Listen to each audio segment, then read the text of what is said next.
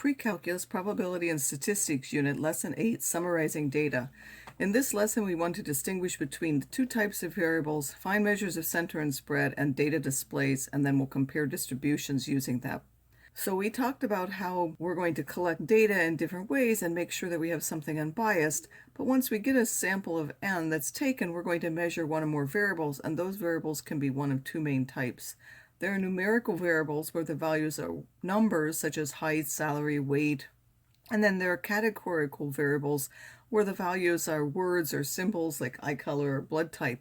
Statistics are used to summarize the important information about the data. For categorical variables, we usually find the proportion, which is finding the number that have that particular value over the total number of data points that you took. For numerical values, two of the most important types measure center and variation. So what are the ones that measure the center? They're somewhere between the smallest and largest, and they help describe the center of the whole set of numbers. So there are three of them. There's the mean or average, in which you take and you add up all the numbers and divide by how many values there were, which is the sample size. The median, where you take and order the values and then find the one in the middle. If n is odd, there's a single value in the middle, and if n is even, there are two middle values, and you need to take the mean of those. The mode is the one that's there most often. It can be called the most popular one, the most common one. So what are the uses for each of these measures of center? There's the mode, which is useful only for categorical data if you want to know the common value. There is no mode if all of the values there are the same number of times. So if we had 3, 4, 5, 6, there is no mode because they're each there once. There can be more than one mode. It's usually the least useful out of the three of them. It has limited uses. The main two are the mean and the median. The mean is used for numerical data unless there are extreme values, ones that are a lot larger or a lot smaller than the others, and we'll have a way to decide whether something is extreme.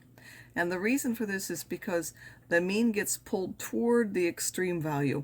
Otherwise, the mean has nice mathematical properties, and we will use the mean over the median. So the median is used when there are extreme values, or if you want to divide the data into half.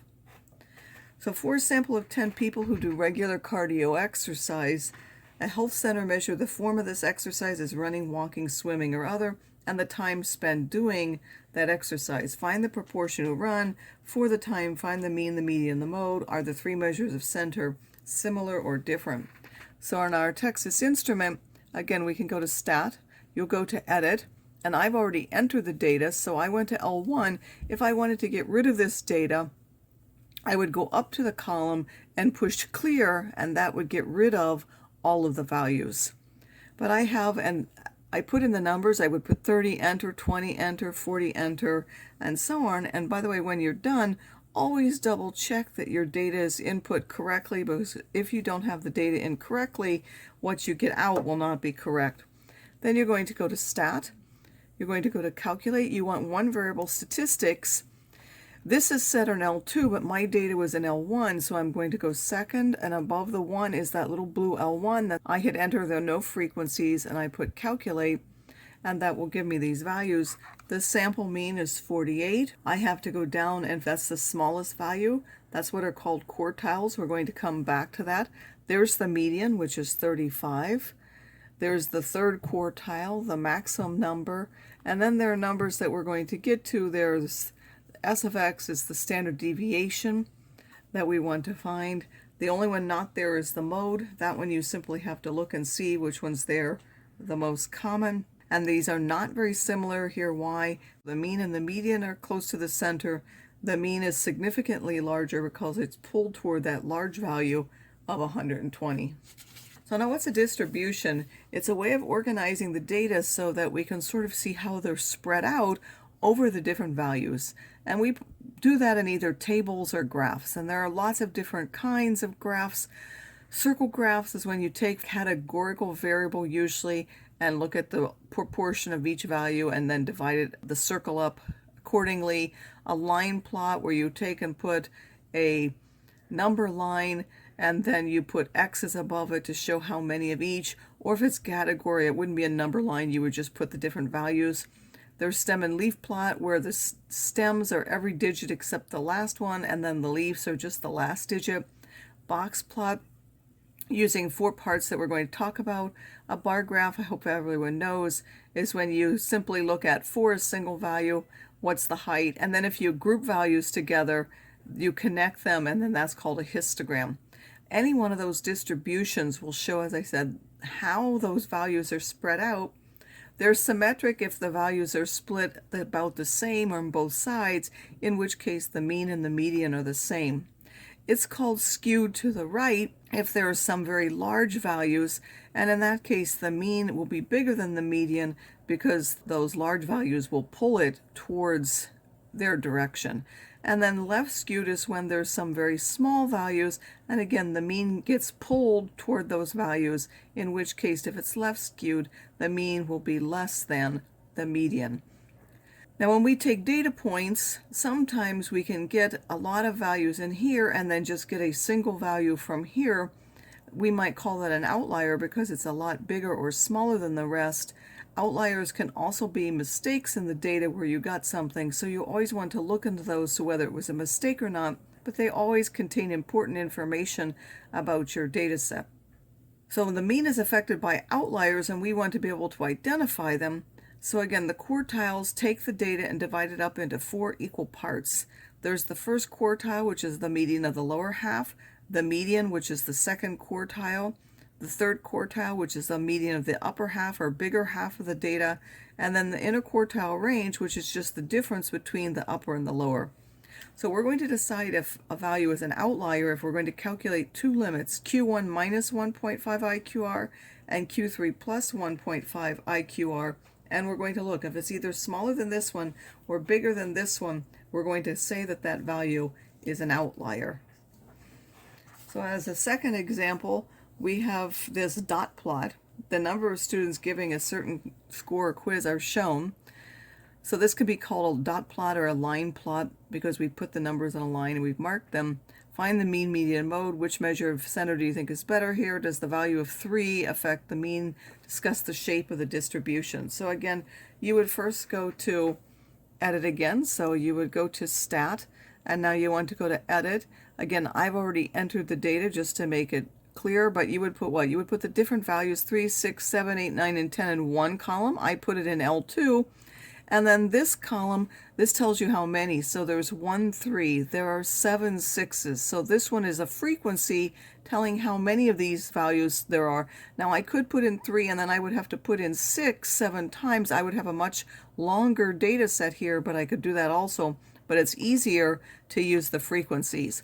And now when you go to stat and you say calculate, it's still one variable statistics, but the data, the ones that I want the numbers for, those happen to be in L2, so I'm going to change that to L2, and then the frequencies, those are in L3, and then I'm going to calculate that. Again, this will now give us the mean, it will give us the minimum, it will give us Q1, which is 6, so you simply read those off of there. The median is 7, Q3 is 8, the maximum is 10. The interquartile range you have to calculate as Q3 minus Q1 to get 2. And then you want to see if any of these values are outliers, so you're going to calculate the limits Q1 minus 1.5 IQR and Q3 plus 1.5 IQR. Here we get 3 and 11. Is there any value less than 3? No. Is there any value more than 11? No. So none of these values are considered extreme values, so there aren't any outliers. And therefore the value of 3 doesn't have that much of an impact on the mean. In fact, the mean is more affected by these larger values, and that's why the mean is bigger than the median. The distribution is relatively symmetric around that center value. Since there are no outliers, we would consider the mean the best measure. Variability is how far the values are spread out. A measure of variation is a single number that describes how spread out they are. The bigger the number, the more spread out they are. The smaller such a number, the less spread out the values are. So the simplest of those is the range, where you take the largest minus the smallest. The interquartile range, which we've already seen, is Q3 minus Q1. That's the range of the inner half of the data centered around the median. And then there's the standard deviation, where you take each value, you subtract the mean, and square that, and then divide by n minus 1. So this is the squared deviations from the mean, and then when you take the square root of that, that's the standard deviation. If you don't take the square root, that's called the variance. You're going to use the interquartile range if you decide to use the median, and you're going to use the sample standard deviation if you use the mean.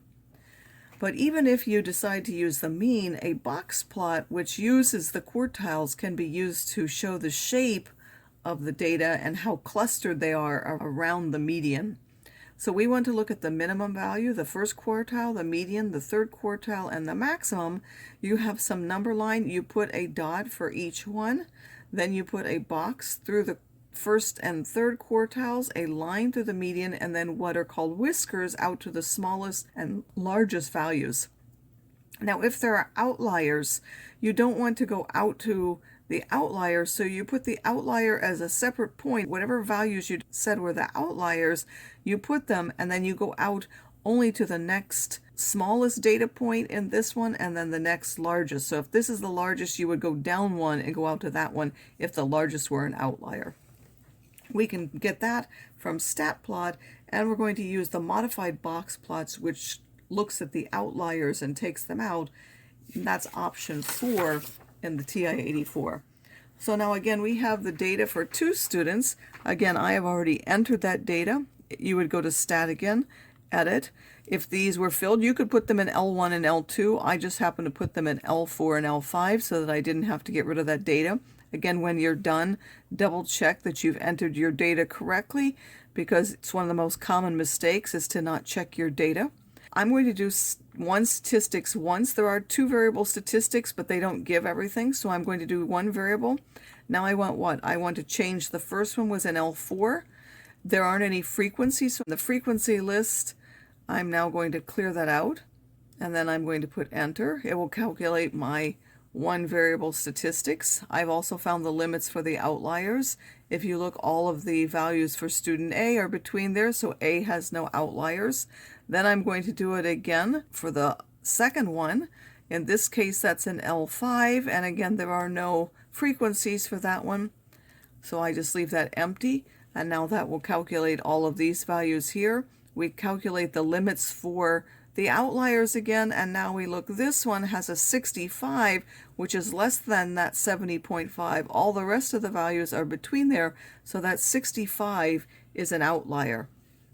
We can then also look at the box plots for that.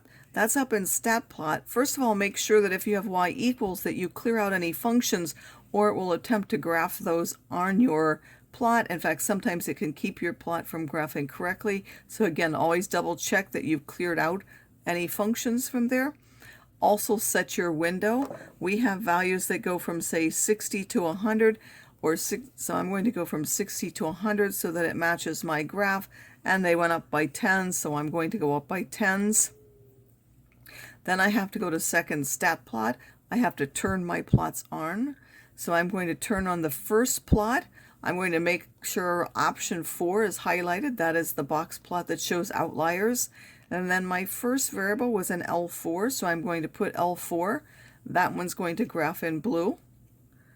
Then I'm going to quit that one. Then I'm going to set the second one. I'm going to go to plot 2 and turn that one on.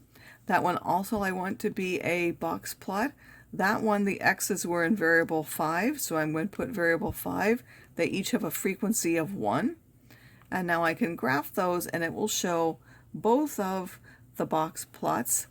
And now you'll notice that you have to add the scale yourself, so make sure you know what window you use so you know what numbers to write there. And then you have to label this, well, which one's which yourself. And now we want to look at that and describe these. So except for that outlier of 65, the distributions of these 2 students are similar. They're both reasonably symmetric, and we can tell that because both of them have boxes which are about the same size on each side, and then they have tails or whiskers which are about the same length. Student B has a slightly left skew to it, but they're both reasonably symmetric. Then you want to compare the medians, because there is an outlier, and since there is an outlier, we're going to look at the median rather than the mean. For that, you're going to subtract. compare this 93.5 and 92. So B has a median score that's about 1.5 points higher. Then you want to compare variation. For that, you're going to look at the ratio of either IQR or standard deviation. In this case, because we picked the median, we're also going to pick the IQR. So we're going to compare 13 and 11. The smaller the number, the more consistent the variable. So student B was more consistent, and then we'll divide. We'll take 11 divided by 13, and that gives us about 0.85. So student B is slightly more consistent with an IQR that is about 0.85 times that of student A.